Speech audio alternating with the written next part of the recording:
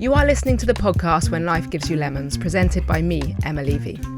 Having worked with elite athletes for most of my career, it's always intrigued me that a significant number of high-performing individuals have encountered some form of adversity earlier in their lifetime.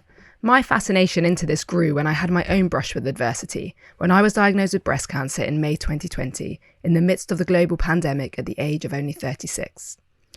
During this period, I questioned whether it was my positive mindset or maybe something deeper, which enabled me to bounce back and to train and compete for a triathlon just 1 month following completion of all active cancer treatment. The goal of this podcast is to explore this concept further by meeting a variety of high-performing individuals who have experienced adversity, but who have come back stronger. Today, I'm welcoming Sam Jalloh to the podcast. Sam has a remarkable story. He grew up in war-torn Sierra Leone, where he faced unimaginable adversities and sorrow as a young child. He survived the brutal civil war, and despite what he had been through, he managed to find a path forward through his love for tennis. Regardless of the fact that he learned to play barefoot, and initially with only his hands, and then a tennis racket made from plywood, he was able to make the Sierra Leone National Team, and tennis eventually saved his life. Sam is now a professional tennis coach, Tedx speaker, author, and winner of the BBC Inspirations Award 2020. Thank you, Sam, for coming all the way from Liverpool to record this podcast.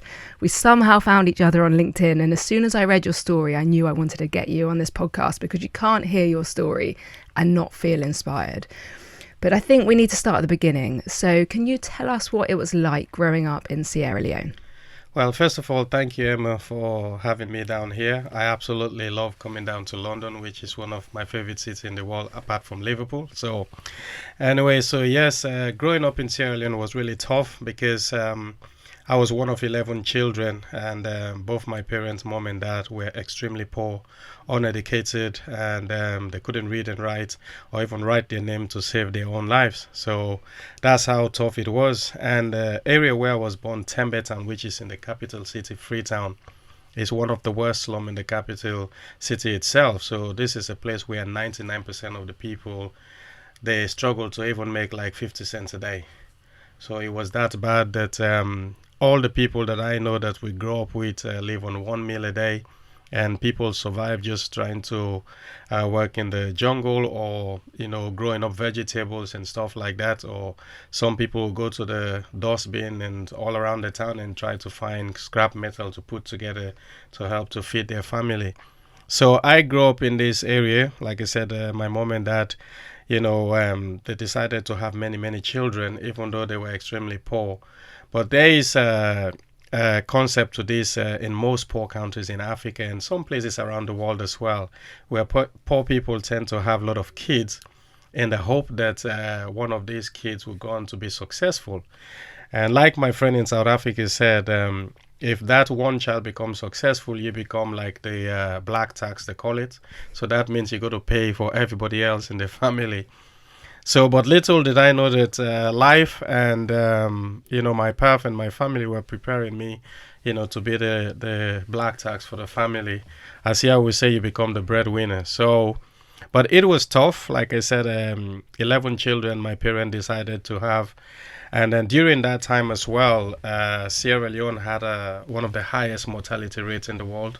So many children were dying at birth, and then women giving birth was the highest in the whole world out of 7.5 million people by then. So my mom, because in Tembetown we lacked the medical facilities and, lacked the money. So it was quite amazing how my mom actually delivered all her children without medical help. But also due to that fact is that when my mom delivered children, she kept losing some of them. So before me, 3 of my brother obviously died. 2 of them died at birth, and then 1 of them died at infancy. So life was tough, 1 meal a day, and then we never had bed or we never had electricity. For water, we have to walk miles and miles away with 5 or 10 gallon, plastic container just to bring water home. And also, like I said, where we slept was on the floor, so we never had anything like a proper bed. So my parents found cardboards in the dustbin, so that's what they would put on the floor. And me, my sibling, cousins, and friends who make it to our little 10 foot by 8 foot little room, and we all slept on the floor like sardines. Wow. So, so it was quite pretty. But another thing I would say is, Emma, even though as life was tough as a child, some of the greatest memory I ever had, like when I do my story presentation on stage, I always said, despite all these challenges in Tembeton, because at that time we had cholera, malaria, dysentery, typhoid, all kinds of things to deal with, but Tembeton was the most magical place I ever lived. We got the mosquitoes and all kinds of stuff, and the house where we live, which was an old rusty corrugated house, it's like every night when we go to sleep, the house come alive, even more magical than Harry Potter. Because, and the things that when I say come alive is that we have visiting friends who will come into the house, but these are not friends on two legs. I'm talking about, rats and mice, cockroaches, mosquitoes, spiders. I don't mind. It doesn't matter how big the spiders is. I don't mind spiders. And then we have black scorpions, which are dangerous. But my favorite of all the visiting friends we have in the house, the ones with no legs. So, the snakes. No. So, but, it was magical. It was fun. Growing up with your siblings and friends, you all sleep on the floor, and except in the raining season when we have leaky roof. And I could remember my mom, getting buckets and plastic tins and stuff to put up the roof so that to stop raining water from drenching us in the house. So, but that's what makes Tembeton magical for me, and great memories and stuff like that. So you have happy memories from being a young child, and then at some point you were given up for adoption. Yes, so thanks to my dad. And when I was 6 years old, and at that time, like I said, my dad, he was an electrician by day. Even though he never went to school, he was very good at reading numbers. So I don't know how he could do all this amazing electrical stuff without reading and stuff like that. So, and at night he was a security, and during the day he was a handyman who could fix table, chair, you name it, whatever he could do to survive, to bring money into the house to help. But he was struggling. So the landlord of the whole corrugated house decided they wanted to adopt a child because their kids have grown up and moved out. So this man, his mom was 86 years old by then, so they needed somebody to help her.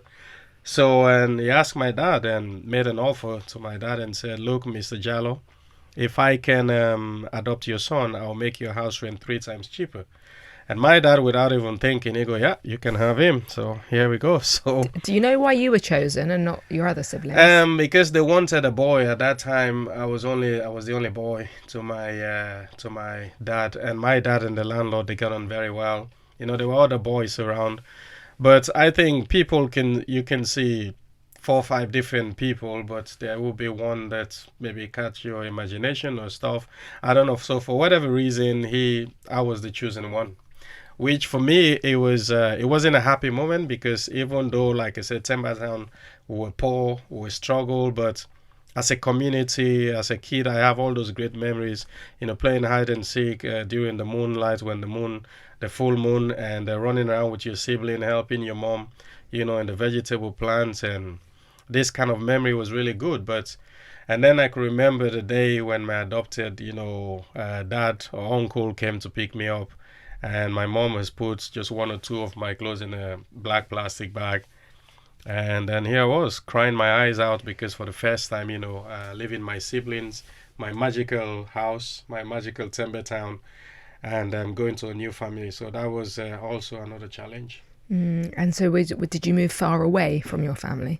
It wasn't too far away. We're just a few miles away from my family, but because my adopted family, they were so strict that the only place I was allowed to go was when I go to school or go to church, or if they send me out of the house to go do something. So the grandma was quite disciplined, and they always give me time to get back home.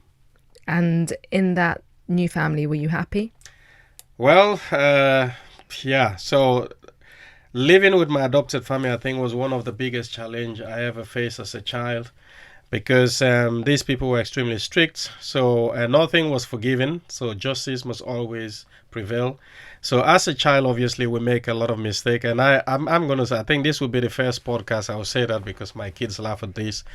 The first whooping I ever got was because I went to sleep, and then which I was still sleeping on the floor on cardboards in the corner in a room. And at night, because of my, I think that night, that old woman absolutely frightened me with all the rules that I was given as a child. So I wee-weed myself whilst I was sleeping. And in the morning, I felt ashamed. So the old mama must have smelled the wee-wee, and she said, "Did you wee-wee in your sleeping place?" And I said, "No." So, and she lashed the living monkey out of me, and I will never forget that. So she put me right straight. And then the other thing which I even forget to mention, that my name Sam, because my original name is Jalloh, because that's the name, the name they gave to me. So when I went there, the old mama decided, grandma I call her, decided to change my name to Sam because they're Christian people, and they said, Sam in the Bible doesn't lie, he doesn't steal, and Sam is a good person, so I want you to be a good boy. I go, "Yes, ma." And I was really, really scared. And so, so for the first time, I knew things was different. And then so when I started taking lashing from this grandma, and with all the preaching, and I used to say, "Where is this Jesus Christ that she talks about? Where is the forgiveness?" As a child. But there was no option for me, because my dad wanted me to be adopted. And bless my dad, he couldn't afford to look after all of us. So he wanted me to go to school, to have education, to be disciplined. And I think my dad also saw that the country was taking a wrong turn at that time. And so he wanted the best for me. So the only way to get the best for me is to, give me to those people who can send me to school, they can afford it, and then also they will be quite disciplined with me. But at age 6, that must have been very hard to understand. It is very difficult to understand. I was upset. Obviously, I cried myself. My first day living with my adopted family, I cried the whole night. And these are memories, because people say you have a great memory. I say, yes, when you have such a terrible upbringing, you don't forget those things. The good ones, you tend to maybe forget them because everything is done for you, but nothing was done for me. So you have to also be quickly grown up in places like Sierra Leone back then, because even when you're 4 years old, you become like a worker for your family. You do things that normal 4 years old you won't find even an 8-year or 10-year-old doing in England. So those kind of things, you never forget them, because it was all struggle from the beginning. Like I said, you have 1 meal a day, you'll be lucky. If you have 2 meals a day, we always say Santa came too early. So it was tragic. I would say it was really tough, but it makes you become tougher. Yeah, and there must have been periods where you couldn't really see a way out. So how did you then move forward, and how did you find tennis? Well, and first of all, after I think when I was just a year living with my adopted family, I made an attempt escape. So I ran back to my parents, and my mom was fine, because I told my mom I was getting whipped, because sometime I got beaten so bad that when I went to school, other kids used to laugh at me, or they make a joke, said, "Did you fight with a tiger or lion?" Because I had scars all over my body, which wasn't hidden. So, and in school, obviously, we had shorts and short sleeves, and then we wear shorts, so you can see all the whip mark on your legs, and then all over my body, my arms, and stuff like that.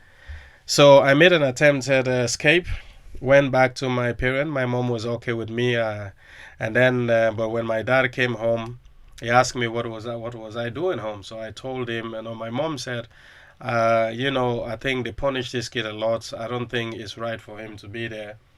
And my dad said no, and he said, "I'm making the story up, so I gotta go back."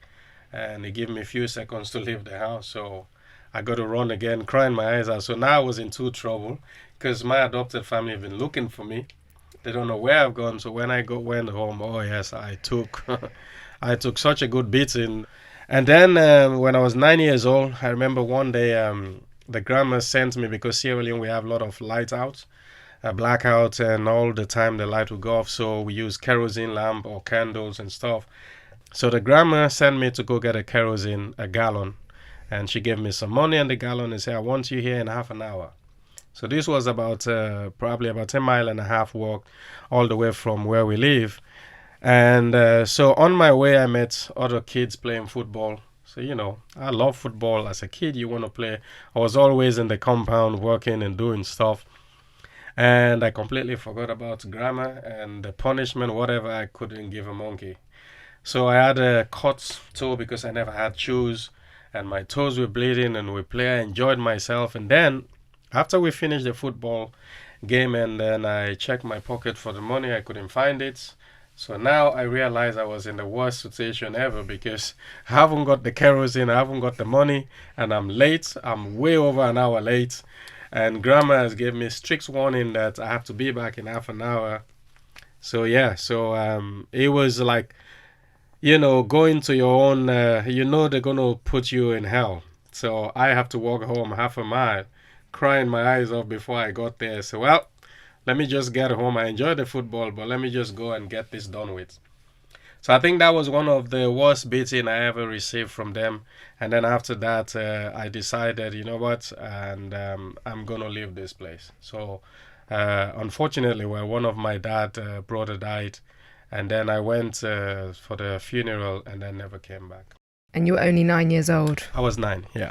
So where did you go? Because your parents said you couldn't come back to them. Yes, I went to, at first I was on the streets and then I went to my late uncle's wife, and I was helping her selling stuff and living with my cousin. But then my dad kept popping up there, so I was back and forth on the streets. I was living from place to place. Sometime I was sleeping in the marketplace where my mom used to sell. And because I can't go back home, obviously my dad, my dad also loved whipping, so it was a traditional thing to put you under discipline. So and my dad whipping, which I don't think I've spoke about this very much because I don't want people to think my dad was like a very bad man. I think the discipline went to a different level where my dad used to whip us with cables, like this. So because he was an electrician, he would knot the cable together, and it doesn't whip us all the time, but when my dad does, it's like the most terrible beating you can ever have. So I was always afraid of my dad in a way, but I do respect him as well in later on, not when I was that young. So I live on the streets and stay with my aunties back and forth. And until 1991, March 1991, that's when the Civil War started. And as we all know that the war end of 11 years, and I know the UN and all these kind of statistics said about 70 to 200,000 people, but we lost way over 250,000 people in the war. And there was about 2.5 to 3 million people as refugees out of 7.5 million people. So that was almost half of the population refugees, and 250,000 died, and so many people scarred for life. So, and also what was very known is that 65% of the fighters in the rebel forces, they were young children. The youngest rebel was 4. So between the age of 4 and 19, so these were the most, 65% of the fighters were that young. So so for the possibility for me at that time to be a child soldier was quite high. But thankfully for me, and not so much for my dad, my mom and dad, that same year, they separated. And so my mom moved to a place called Hill Station, which is up the hill, and which is a place I'm familiar with. And so next to my mom's little bungalow house was 3 tennis courts. So these tennis courts were built in 1904 by the British settlers there. And I remember also as a kid when my mom used to take me up the jungle because my mom cut wood. One of her jobs is to cut Asian trees and put all the logs together and burn charcoal to sell in the markets. And then the branches she will put together as a wood, which would be between 15 and 30 kilo. Carry that in her head for 5-6 miles just to sell, to come back home and help to feed the family. So every time we're coming back from the jungle, we'll make a stop by that tennis court because she will put the load down, have a drink, have a rest.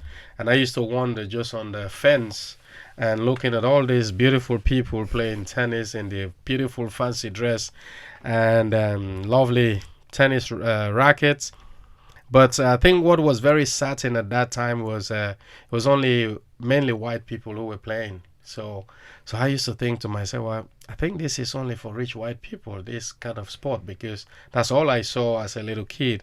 So a few years later, here I was, 10 yards away from those same very tennis courts. So when I moved here to my mom, and then I've never planned in my life that at that time that I want to play tennis. But I've seen the sport. I loved it. Then I met a friend, a young lad also who was, Alimami was between a year and a half and 2 years older than me. So me and Alimami become such a great friend. From day one we met, we become such a good friend. And then we started playing hand tennis and all this kind of stuff. And Alimami become what I call my guiding angel, like my brother. We did everything. And then at some point we started going to the same secondary school. And but as you know, tennis is not a cheap sport. And then, getting a racket was very, very difficult. And my love grew for the sport from then on. And so because we didn't have rackets, there's a popular sport called hand tennis where we play with bare hands in Sierra Leone. And I became very good. I was beating Alimami and beating all the best players in around the area. Do you play with a tennis ball or a tennis ball? So it is a tennis ball and your hands. And the bare hands. On a kind of makeshift court or against a wall? So we have a court which is a rectangular kind of shape tennis court, like a mini tennis court. So the rules is like table tennis. So you bounce the ball on your side and to the other side without a net, but you have a line in the middle. So equal half of the court, and then you play bare hands. And I could hit the ball pretty fast. And then Alimami, they introduced me to boat bat. We call it boat bat tennis, which is a plywood. So we caught like more like table tennis bat, but bigger. And that's what we used to play with. And Alimami was a junior champion in that and a few others. By the time you know it, I was beating these guys. And the first time it was really noticeable was when a Sierra Leone Lebanese guy came to play his regular tennis. And so he sat down watching me and Alimami playing best of 5 sets. So you got to win 3 out of 5 to win. So we play a tiebreak system to 10 points.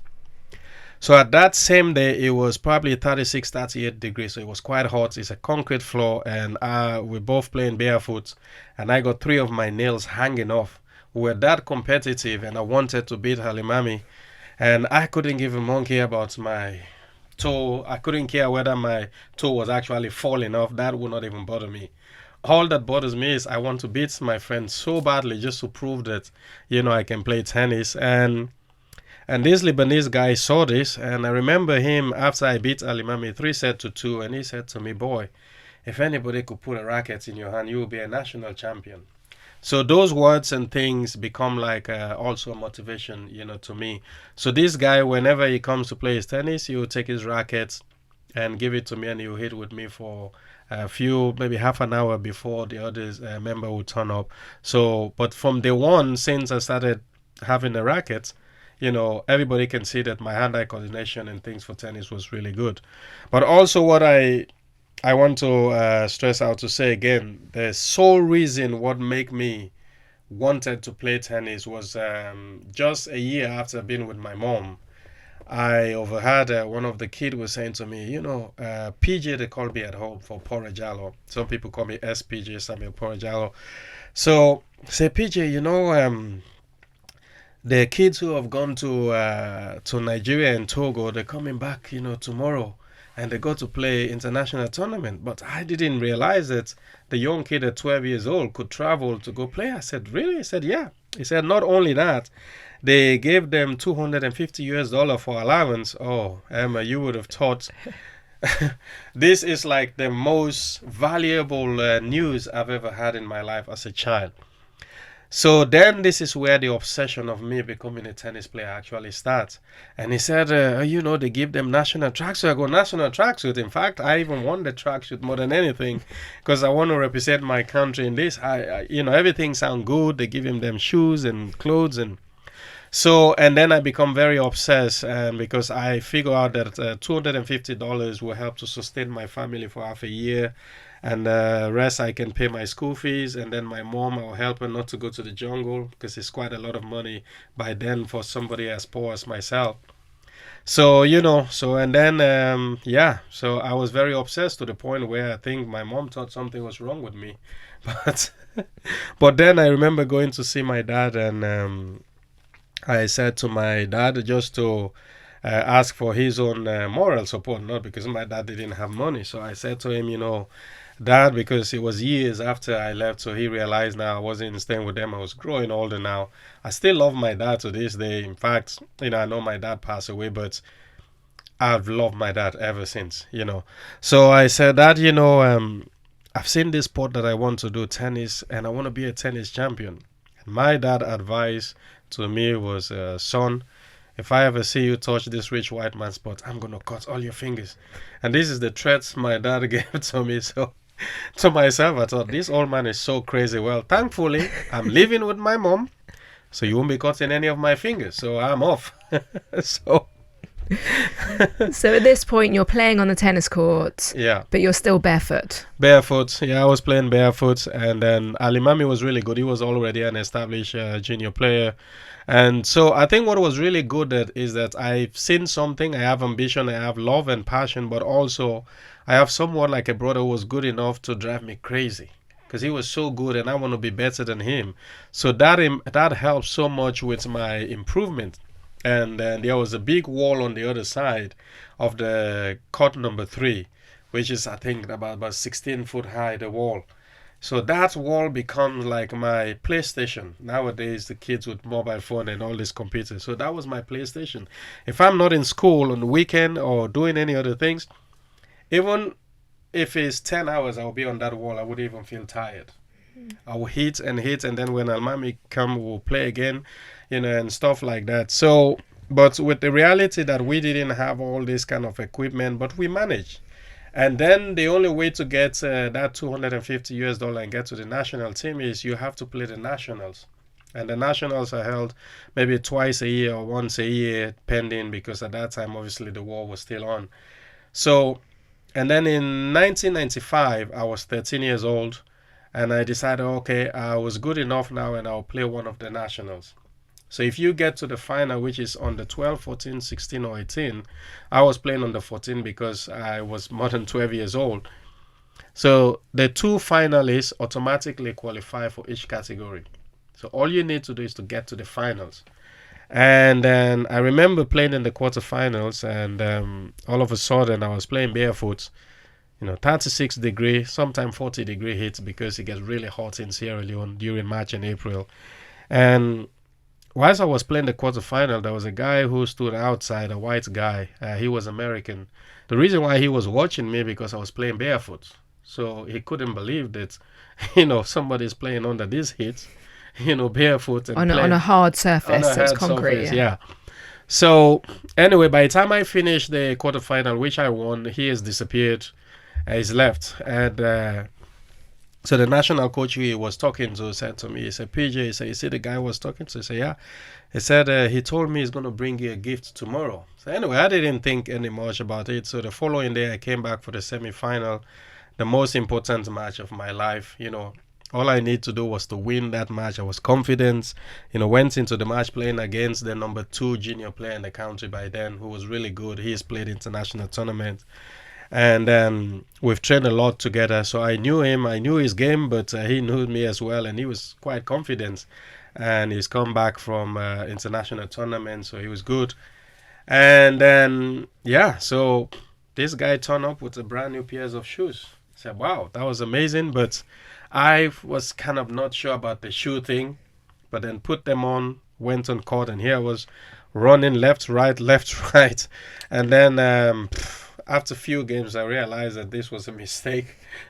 This shoes thing is not for me, but you don't want to feel ungrateful, to take the shoes off at that time. And then I lost the first set because I couldn't move, I couldn't run, and my feet felt like they were glued to the ground, and then they were moving because the shoes were slightly bigger, and I was really struggling. So it wasn't about my opponent in the tennis at this point. It was me battling between me, my opponent, and the shoes. because So in the middle of the second set, I was getting really angry with myself and the shoes. So I went to the umpire. I couldn't hide it. I said, please, sir, I need to take the shoes off. They're killing me. And he said, yeah, if you want to take it off, fine. But the look he gave me is like, what an ungrateful child. That's the kind of look. So anyway, took them off, won the second set, but unfortunately, I lost the final set. So $250 gone, a trip abroad gone, national tracksuits gone, and I laced the shoes together, walked 4 mile home, crying my eyes out back to my mom, and Alimami was there. And he keeps saying to me, oh, don't worry, you're getting close, you're taking the set from the best players. But I didn't see it that way. And I was so upset. I cussed the living monkey out of this guy on my way back. I won't repeat the things I was saying, but I was that frustrated. But one of the things that I learned in a very early age is the psychology of what life was going to be like. That nothing in this world is given to you for free. If you want it, you're going to work for it. Even when you feel you've worked hard for it, you still don't deserve it until you prove everyone wrong, or everyone prove yourself right. So, and I got my coach and a few other people who encouraged me and said, well, if you get into semi-final after just a short few years of playing and you challenging the best player, I can only imagine what happened. But as a child, you want it. These guys, they were middle class. They don't need the money. I want the money to help my mom and my family. So, that was my first disappointment. But I kept trying. When I was 14, I couldn't make it. Then the war. I tried at 15, nothing. I tried at 16. It was getting tough. Either the association, they don't have money, there was the war going on, there was this, there's no national, and you play, and then I keep losing to the same guy all the time. It's like, who made this draw? But again, the guy was the number one. He was even better than this one, so you don't even want to play either of them. And then obviously of February 14th, Valentine's Day 1998, and my life took another big turn around, and tragedy struck out of nowhere.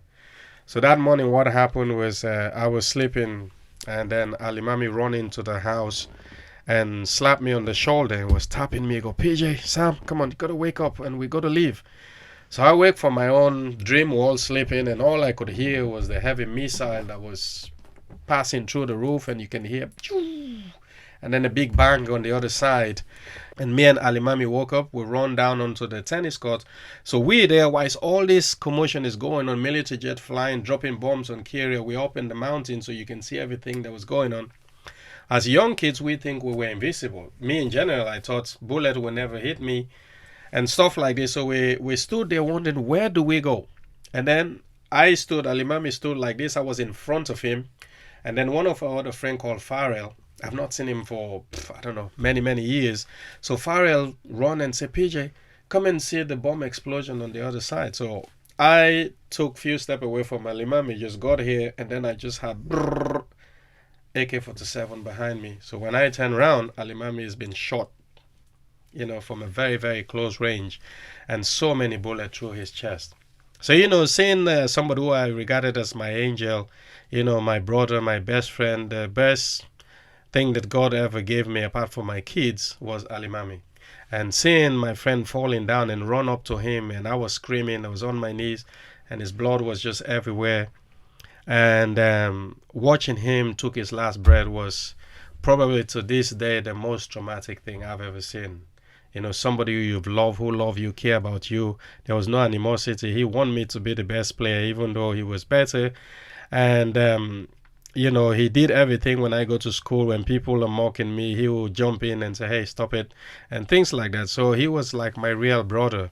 And at that same time, whilst he was on the floor, listening to him, he was breathing very heavy, and then he took his last breath, and I knew he's passed away. And my mom at that time has just run down because she thought I've been shot. So she stood on the other side of the road. My mom was really looking at me in a way that I've never seen before, but I understood what my mom was thinking. And she started crying without saying anything. And that was when people always said to me, Sam, when was the turning point in your life? That was the turning point at 16. I knew that day I wasn't invisible. And to see a military truck came, and they took Alimami and they just chucked him in the truck. And never saw him again. Never knew till this day where they buried him. Nobody knew because they were just burying people in mass graves and stuff like that. And that completely changed my life. And I made a promise to myself I would do whatever it takes to become a better person, to not be careless, and I'd never want to see such grief in my mom's face. And I'll try my best to be successful for the sake of Alimami. So, after that, there was a lot more. So after that, you said it was a pivotal moment in your life, and then it was the nationals after that, wasn't it, where you did get to the finals? Yes, so again, it was in October. That was 8 months after Alimami passed away. And the national coach, he called me and said, look, PJ and Sam, we've had invitation from the ITF. So if you keep training, you'll be good. I would like you to be one of the 2 players we're going to take. So now I can only play the under 18 because I was over 16 years old. And I've been trying for so many years and I couldn't make it. And he said, I would really like you to be part of this because of your work ethic, because of your beliefs and your mindset and everything. So I started training, and then in November of that year, he organized a mini tournament. So it was 16 of us, and after the first 8 were eliminated, so he put the top 8 players together. 8 of us left, they only need 2. And they put us in a box of 4, so we play like a tie break. So we got the number 1 seed, number 2 seed, and who did I end up with? Your nemesis. My nemesis. And this guy, till this day, I love him and hate him. Anyway, so again, I was with a guy called Gabriel, who was the number 2 seed, who used to beat me a lot. So, but I think what was different this time is I explained this to people a lot. There are sometimes we go through adversity. Those things can break you or make you, but that's a decision that we have to make. We have to look in ourselves and ask, am I going to let this drag me into problems, or am I going to use this as a motivation? So thankfully for me, I use Alimami's pass away as a motivation because I wanted to please him because of the kind brother way he treated me like his brother for that short time that, we become brothers. And I want to do him justice. So it was between me and Gabriel again, and went to that match, and I said, not today. I will do whatever it takes, to get out of this. So at 1 set all, 5 all, for the first time I saw he was nervous, and then I break him. And then I found myself 40 love up, and then my hands start shaking, legs start shaking, and then I thought again about Alimami. I said, not today. So I did a big serve and end the game there. So, and the first thing I did was look into the sky. It's not I wanted to cry. The cry just came. So I cried my eyes out.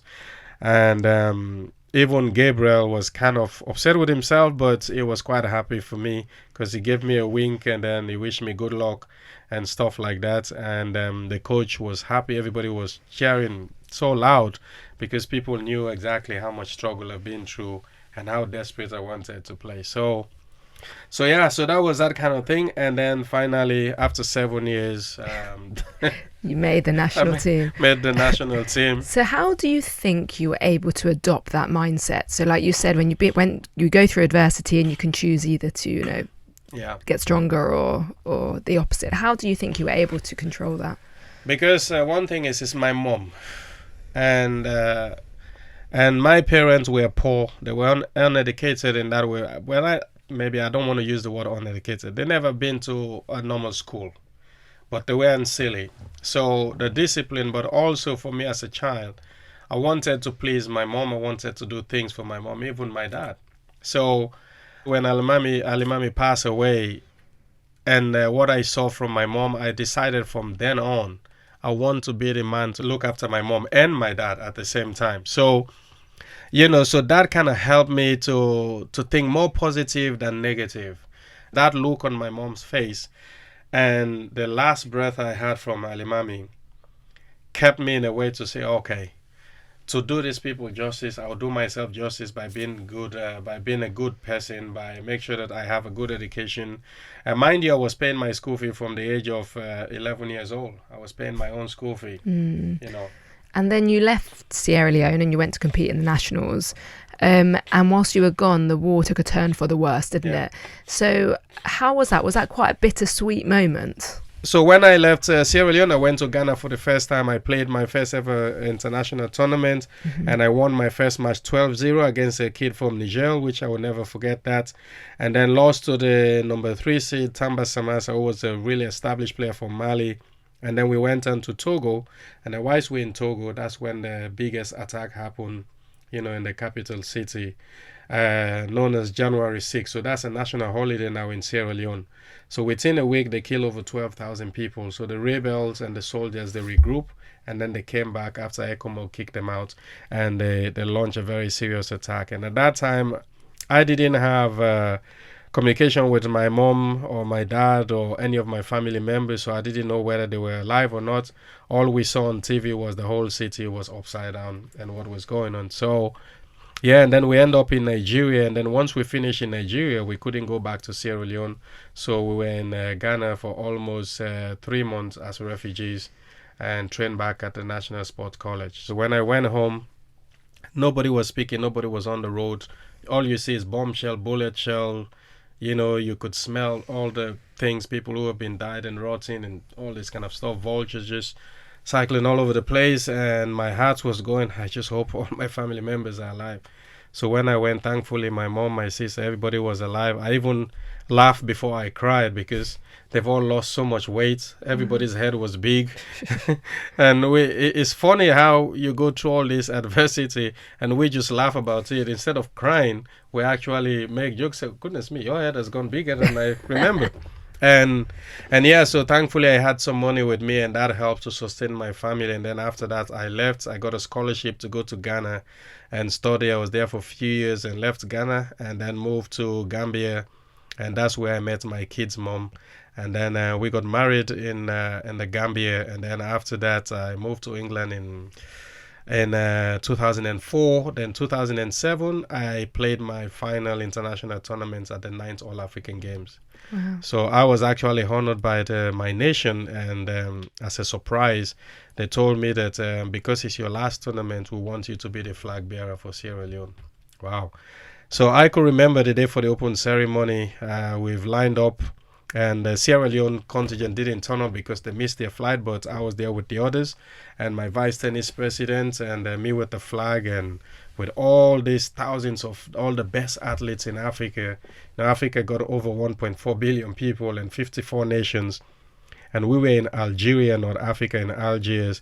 I remember entering the stadium of over 60,000 people. The noise, the colorful dress, the drums, everything, the fireworks. And I was like, wow. Who would have thought a boy from Tembe Town, barefoot, playing, whose dad told me he's going to cut my fingers. And here I am as a flag bearer to represent, 7.5 million people. And this, for me, was some of the best memories. I remember looking into the sky and thanking Halimami. And I said, I know you're up there looking at me smiling right now, but this is for you. So it was really good. And then 2007, I gave it up on coach playing. And then to this day, I've gone on to coach with so many great players, including world number 1 juniors. It's an incredible story, Sam. Can I ask you why you share your story? I share my story because I wanted to inspire young children and people around the world that it doesn't matter what your race, your color, your nationality, your gender. It doesn't matter what the struggle is. If you can believe in yourself, find something of a passion, and don't use your past. Don't dwell on your past in a bad way. Dwell on your past in a good way and use that to motivate you, and that nothing is impossible. So I want to let them understand that they can do something for themselves. They can believe in themselves. There's a lot of bullying, there's a lot of discrimination, there's a lot of, racism, you name it, because I speak to thousands of children in schools and college and all this kind of stuff. So I tell my story to help them, to be mentally strong, to also have empathy and passion for each other. When it comes to bullying, I remember being in a school, a child was crying to me and said, they all hate me, they laugh at me, they said I will be nothing. And I smiled to her, I said, look, you're going to be the best champion I've ever seen, And sometimes when people say this thing is because they actually see that you're going to be a champion. So take it the good way, So I like to tell my story to inspire other people, to make sure that also there is hate and love. As people will listen to my story, that I didn't have anything easy. I took a lot of beating from the people who are supposed to look after me. There's other things in my story which I didn't talk about, when I was arrested and tied and beaten and all this kind of thing. So I decided to go the opposite of violence and things like this. So it's to tell people that if we learn to love and respect everyone, The man who gave me my first shoes was a white American. The man who gave me my first biggest sponsor was a white guy from London. And Chinese people who have helped me. There's Indian people who have helped me. There's Lebanese people who have helped me. So I see the human race as a family. So this is why I like to tell my story to say, if only we can love and care and respect and appreciate each other, we won't be fighting each other. And when there's love, there is the possibility to hate and fight is very much limited. Yeah, and we talk about resilience on this podcast, and I think things like that and those, atrocities that you've been through obviously made you a more resilient person. Yeah. Because if you've endured the worst, then, Yeah, you got to be very, very resilient. Like when I go to school and speak, I have what is known as the Jalloh menu. So there's 10 things I put in that menu, and resilience is one of those. And the other thing I talk about is the power of a good attitude. So the ATTITUDE has a meaning. So when I teach about all those letters, what it means, and determination the D stand for determination. How do you work on your determination and things like that? And then the E, obviously, expectation. Can you handle expectation? When expectation is being given to you, like my grandma gave me the money and the gallon and said, go bring this, and I mess up with the expectation, I pay the price for that. And sometimes people fail because they can't handle expectation. So resilience is something you got to have if you want to survive, because that is like the petrol that keeps you going. If you have a Ferrari, if that Ferrari run out of petrol, it doesn't matter how expensive it is, it becomes useless. Yeah. So your resilience is the petrol in you. And if you run out of resilience, it doesn't matter how talent or how much struggle you've done, you just put that into waste. So yeah. I have to bring this to an end, unfortunately. Yeah. But a final question I like to ask my guests. If you could go back in time to when things were their hardest, what do you wish you could have told yourself? I wish somebody would have encouraged me more to play tennis. You didn't play enough? I played enough, but I think sometime one of the things I was watching, a guy who is an Indian British guy was talking about how words are powerful. When this kid was really doing well in school, he tell his dad, I've got my A. I'm sure you're going to be nice with me now, all this kind of stuff. And his dad says, son, I'm too busy. I'm too busy was the word that kills this kid. When drinking, smoking, and doing all kinds of stuff until he loses his life. But if his dad would have chosen to say, son, I'm proud of you, that's all the son needed. And for me, I think there was a lot of negativity over the years, when I was growing, and I wish people would have helped more. With saying how good you, even when I was doing good, sometimes people would say, are you wasting your time? Because, so if I was changing anything, is that human character? But again, I wouldn't change it because there's a people, his opinion and things, but I'm glad that I make the decision to keep pushing. Yeah. Sam, the work you're doing at the moment as well, tell me about Liverpool Heartbeat. Well, yes, because after all this thing I've been through, and then Liverpool Heartbeat is like the word itself, heartbeat, because when somebody's heart stops beating, then you're in trouble. But every human being have a heartbeat. So the charity helps so many children, schools. So I go into schools and talk about knife crime, about bullying and all this kind of stuff. So we last year won the prestigious Queen Voluntary Service Award, one of the biggest charity and the last to ever win that, because now we got a king. So it was really beautiful, and Rob has done tremendous job, and we've took this charity help to even Africa. So in Kenya, in Sudan, we were there, and I talk about it in America, in Sierra Leone, in Ghana, Nigeria. So we've done tremendous work and giving back to community, because I was raised by community, by different people. So that's why I like to do things like this. Plus, I also run my own, foundation, which is the Anglo-African Sports Education Trust, or the Jalloh Sport Foundation. So we go to help children in Africa and also here in England.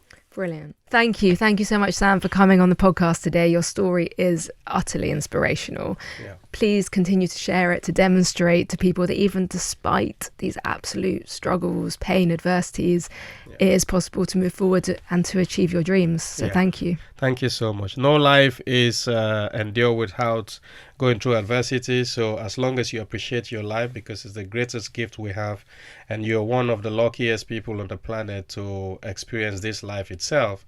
My dad said if you have breath in your lungs, you have a time to live for an hour, 2 hours, 3 days, 4 days. So keep moving, keep appreciating, and be good and kind to everyone. Thank you so much, Emma. Thanks, Sam. Thank you. Thank you so much for listening to this episode with Sam Jalloh. I thought it was an amazing episode. What an inspirational guy. Please remember to rate, review, and subscribe to the podcast When Life Gives You Lemons. Thank you.